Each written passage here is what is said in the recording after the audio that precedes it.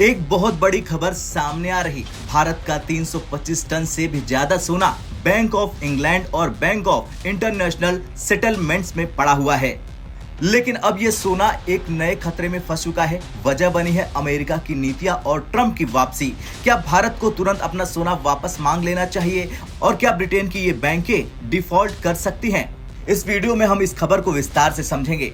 दरअसल सोने की कीमतें इस समय रिकॉर्ड ऊंचाई पर पहुंच चुकी है। पिछले कुछ महीनों में डॉलर मजबूत हुआ है तो वहीं यूरो और भारतीय रुपए समेत कई करेंसी कमजोर हुई है। ऐसे में कई देशों के इन्वेस्टर और सरकारें अपने पैसे को डॉलर या गोल्ड में बदल रही। अगर भारत की बात करें तो आरबीआई के पास कुल 876 टन सोना है, जो कि आंकड़े आरबीआई के हैं, जिसमें से 510 टन सोना भारत में है और 366 टन विदेश में रखा हुआ है। 324 टन सोना बैंक ऑफ इंग्लैंड और बैंक ऑफ इंटरनेशनल सेटलमेंट्स में है। बाकी का कुछ हिस्सा अन्य सुरक्षित जगहों पर रखा गया है। पिछले साल भारत ने 102 टन सोना वापस मांग लिया था, लेकिन अब क्या हुआ? 325 टन सोना खतरे की जद में आ गया। ऐसे में सवाल ये उठता है कि ट्रंप की नीतियों ने कैसे बढ़ाया संकट। दरअसल डोनाल्ड ट्रंप ने अपनी इलेक्शन कैंपेनिंग के दौरान कहा था कि वो ब्रिक्स देशों समेत कई देशों पर 100% तक टैरिफ बढ़ाने की योजना बना रहे।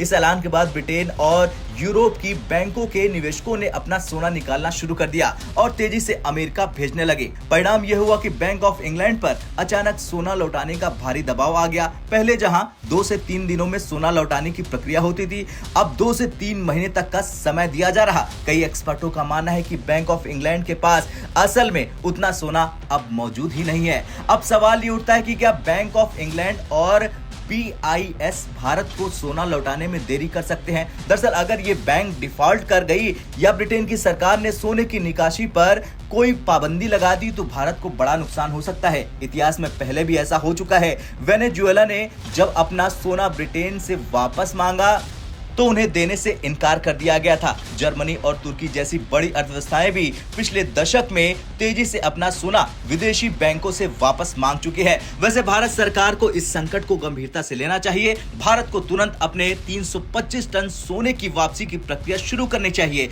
पिछले साल की तरह भारत को आरबीआई और वित्त मंत्रालय के जरिए ब्रिटेन से बातचीत करनी होगी। अगर बैंक ऑफ इंग्लैंड सोने को लौटाने में देरी करता है तो भारत को इंटरनेशनल फाइनेंस प्लेटफॉर्म पर ब्रिटेन पर दबाव बनाना होगा। खैर कुछ भी हो, अब अगर ये सोना वापस नहीं आता है तो भारत को बड़ा आर्थिक नुकसान झेलना पड़ सकता है। अब आपसे सवाल है कि क्या आपको लगता है भारत को तुरंत अपना 325 टन सोना वापस मांग लेना चाहिए? क्या बैंक ऑफ इंग्लैंड डिफॉल्ट कर सकता है या फिर हमें वहां अपना सोना भी सुरक्षित रखना चाहिए? आपका क्या कुछ कहना है? हाँ या ना में कमेंट कर जरूर बताएं। ब्यूरो रिपोर्ट, भारत तक।